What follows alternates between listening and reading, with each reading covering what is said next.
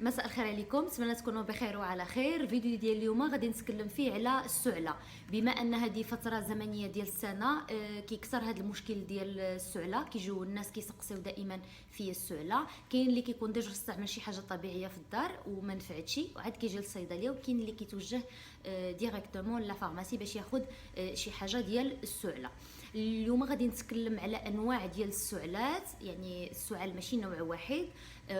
وكذلك غادي نتكلم على الاسباب ديال السعله والعلاجات ديالها على حسب كل نوع.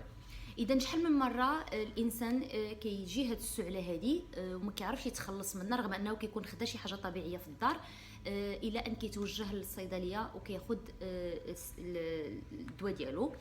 وفي احيان اخرى حتى لي سيرو ما كيكونوش فعالين، فكيضطر انه يمشي للطبيب ديال الصدر. اذا شنو هما الانواع ديال السعله وشنو هما الاسباب ديال السعله؟ اولا قبل ما نشيروا للانواع ديال السعله والاسباب ديالها، خصنا نتكلموا على انواع ديال السعله. الانواع ديال السعله، كاينه السعله اللي كتكون كما كنقولوا سعله عامره، يعني كيكون الصدر عامر، كيحس بالانسان انه ملي كيسعل كيخرج واحد التنخيمه كتكون في الصدر ديالو. وكاين السعله اللي كنسميوها حنا السعله الخاويه، اللي كيكون الانسان كيسعل ما كيخرج حتى شي حاجه، وكيكون كيسعل بصعوبه، يعني لدرجه انه كتكثر هذه السعله في الليل والحلق ديالو كيتجرح. هذه كنقولوا لها السعله اللي كتكون قاصحه او جافه. بالنسبه للمده، كاين السعله اللي كتكون المده ديالها قصيره، اي اقل من شهر، يعني اسبوع اسبوعين. وكاين السعله اللي كيكون المده ديالها كتكون بعيده، يعني كيكون اكثر من شهر وهو شخص كيسعل. اذا شنو هما الاسباب ديال السعله؟ يعني خصنا نفهموا على ان ماشي جاتني السعله غيكون السبب هو البرد، ماشي دائما كيكون هذا هو السبب. وهذا الشيء اللي بغيت نشير له في هذا الفيديو هذا، لان بزاف ديال الناس كيقول لك لا ضربني غير البرد. الاسباب ديال السعله عديده، وبزاف ديال الناس اللي كيكونوا عندهم امراض اللي هي كتوصل انها تكون مزمنه من مور هذه السعله، وكيكونوا هما ما عارفينش، كيمشيو كياخذوا السيغو من لا فارماسي، ما كاين حتى شي تحسن ولكن كيبقاو مستمرين. اذا الاسباب ديال السعله اولا كتبدا بالالتهابات جرثوميه، يعني سواء الفيروسيه او البكتيريه. كيكون يا اما كيكون فيروس اللي كيكون دايز، في هذه الحاله هذه ما كيكونش واحد يعني شي حاجه خطيره، ما كتكونش شي حاجه خطيره اللي كيف ما كنقولوا حنايا ضربوا البرد لصدرو. فجينيرالمون كتكون غير شويه ديال البرد، المناعه كتنقص، كيكون شي فيروس، فهذا كيكون يعني مسبب اللي هو دايز. كيف ما كنقولوا حنا كنعرفوا ان الفيروسات يعني كتكون كتدور في هذه الفتره هذه ديال العام، لان الجو كيكون بارد وهذا كيعزز وكيسهل التكاثر ديال الفيروسات. وكذلك لان كيكون البرد والاكثريه ديال الناس كيكونوا في الدار شادين عليهم او في المكان ديال العمل شادين عليهم، وهذا كيخلي ان الفيروسات كتنقل اكثر من شخص لاخر وكتكون موجوده في الهواء. اذا كيكون في هذه الحاله هذه مجرد يعني فيروس عادي. في بعض الاحيان كيكونوا بكتيريات، هذه اللي كتكون بكتيريا كيكون ضروري خصنا ان المريض يتوجه للطبيب باش ياخذ لونتيبيوتيك. احيانا من الاعراض اللي كيجيو الناس للصيدليه كنعرفوا تقريبا ان الشخص عنده التهاب بكتيري، فكنعطيوه لونتيبيوتيك، فكيف ما كنقولوا كيجيب الله تيسير، يعني كياخذ لونتيبيوتيك ديالو كيرتاح. كاينين امراض ديال الجهاز التنفسي بحال الحساسيه والضيقه، حتى هما من المسببات ديال السعله. يعني خصنا ضروري الشخص يعني يجي للصيدليه يستشر معنا باش نفهموا الاعراض اللي عنده بالضبط، باش الا كانت عنده امراض ديال الجهاز التنفسي فخصو ديك الساعه يتوجه للطبيب ديال الجهاز التنفسي باش يعطيه تريتمون اللي يصلح له، ما يبقاش ياخذ لي سيرو هكذا عشوائيا. كذلك الناس اللي كيتعرضوا للمهيجات او الاشياء اللي كتقدر انها تهيج الجهاز التنفسي، بحال المواد الكيميائيه، بحال المواد ديال التنظيف، بحال الصباغه، بحال النجاره، بحال هادو اشياء بحال الغبره اللي كتدخل الجهاز التنفسي وتقدر تسبب حساسيات، تقدر تسبب كيكونوا مهيجات. كيكونوا اشخاص اللي اما كيكون عندهم حساسيه لهذه المواد او بقوه التعرض لهذه المواد هذه بكثره. الشخص في الاول ما كتكونش عنده حساسيه، ولكن من بعد كيبقى يسعل، يعني وزائد اعراض اخرى طبعا ابار السعله، ولكن حنا اليوم كنتكلموا على السعله. كيف ما قلت امراض ديال الحساسيه والضيقه، كاينين اللي كتكون عندهم بدايه ديال الضيقه وما كيكونش يعرف. كذلك الناس اللي عندهم امراض ديال القلب حتى هما كتبدا بواحد السعال، لان الشخص كيكون ما كيقدرش يتنفس مزيان.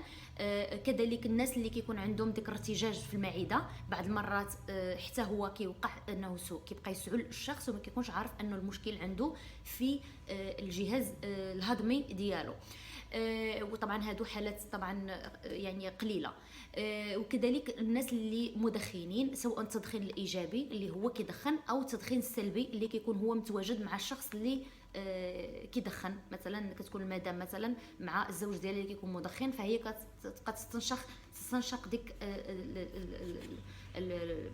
الهواء ديال التدخين، وهذا اللي كيسبب لها انه كيوقع لها سعال. بيان سور جينيرالمون كيكون السبب اما فيروسي اما بكتيري يعني، او امراض ديال الضيقه. هادو هما ثلاث ديال الاسباب الرئيسيه ديال السعله. اذا حنا ملي كيجي الشخص عندنا لا فارماسي، اول حاجه كنبغيو نعرفوا ان شنو النوع ديال السعله اللي عنده، واش عنده نوع السعله اللي هي عامره ولا خاويه، وكنعطيوه الدواء على حسب الحاله ديالو. اللي باش الا كانت عنده تخمه كابسه على الصدر ديالو ما كتخليش يتنفس، ديك الساعه كنعطيوه السيغو على حسب الحاله ديالو. كذلك ادويه اخرى باش كتعاونوا انه يخرج ديك التخمه على برا. خصنا نعرفوا ان لي سيغو ديال السعله العامره هي ماشي كتكبح لي السعال، ولكن كتساعد على التكسر، كتهرس لي داك التخمه اللي كاينه في الصدر باش كيسهل انني نخرجها بسهوله.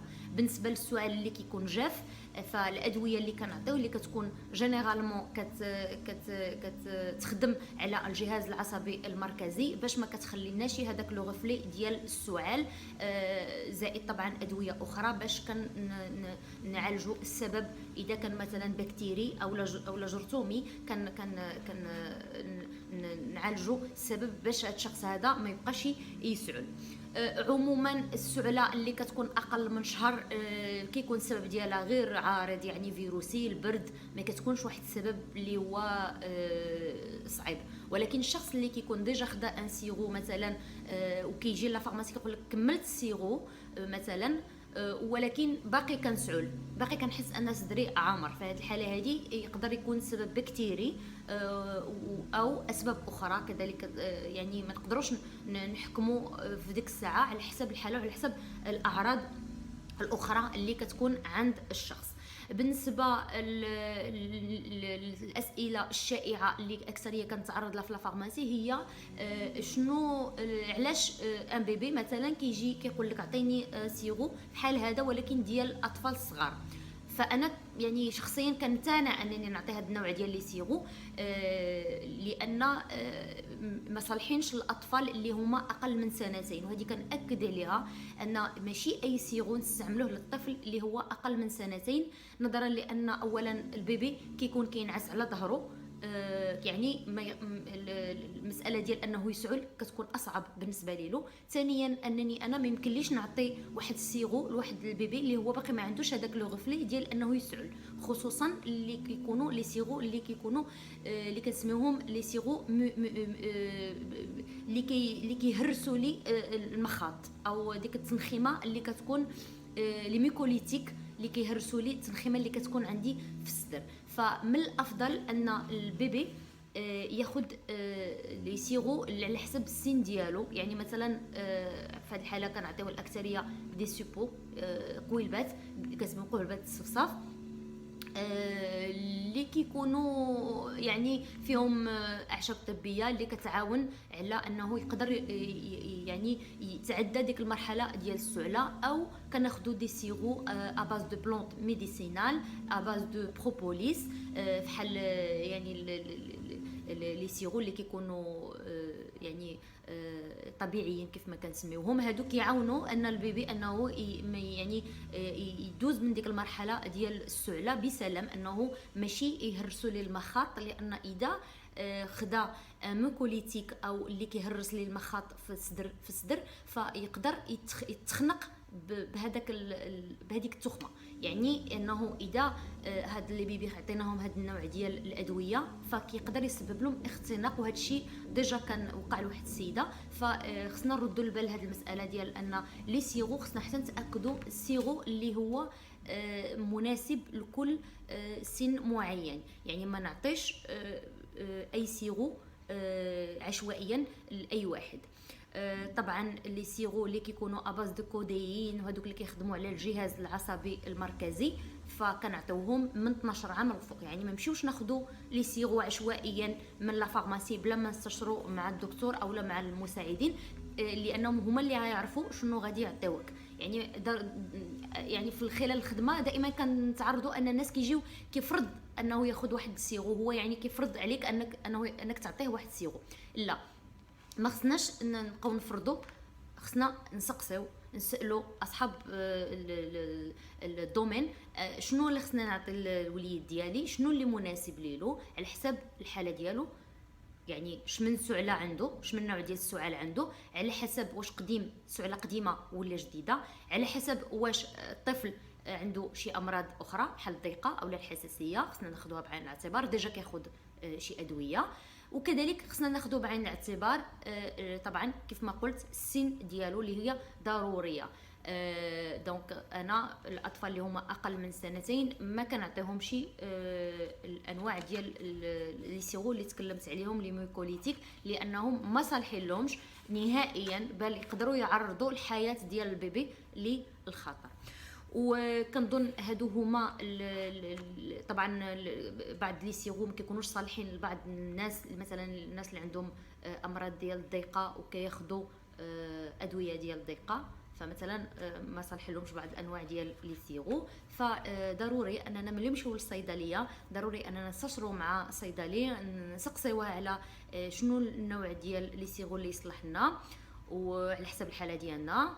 وضروري اننا نخبروا الصيدلي بالادويه اللي كناخذوا في حاله اننا كناخذوا ادويه ديال امراض مزمنه او لا.